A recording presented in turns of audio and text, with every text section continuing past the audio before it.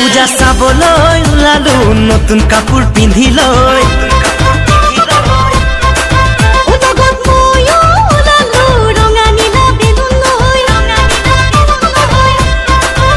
পূজা চাবলৈ ওলালো নতুন কাপোৰ পিন্ধি লৈ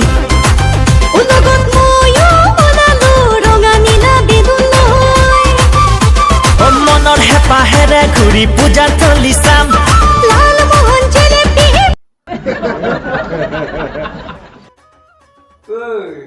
কি পাগলৰ দৰে নাচি আছ চব ঠিকেই আছে তো আৰু যে সেই চোলাটো এনেকে গোন্ধ লৈ আছ কিবা পাগল হোৱা নাই তো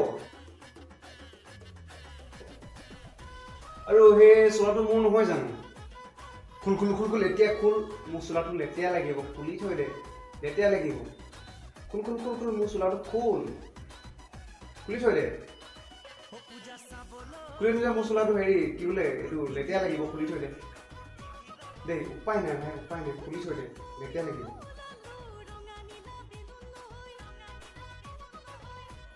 কিমান কষ্টকে 2 দিন কাম কৰি 600 টকা দি কিনে সেইটো চোলা মই লৈ থৈছোঁ উপায় নাই ভাই উপায় নাই যদি 300 টকা লোৱাহেঁতেন তোৰ কাৰণে মই বেলেগ চোলা এটা আনি দিব পাৰিলোঁ হয় কিন্তু উপায় নাই ভাই চা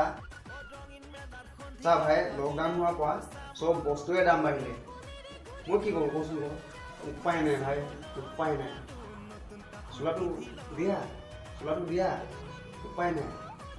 চা ভাই চব বস্তুৰে দাম বাঢ়িলে 300 টকা যদি লোৱাহেঁতেন মই কিবা কৰি তোৰ কাৰণে মই বেলেগ চোলা এটা লৈ দিব পাৰিলোঁ হয়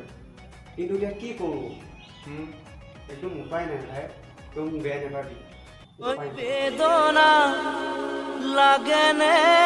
ওই জানমনি বাই বাই জীৱনত শান্তি নহবই কি জানি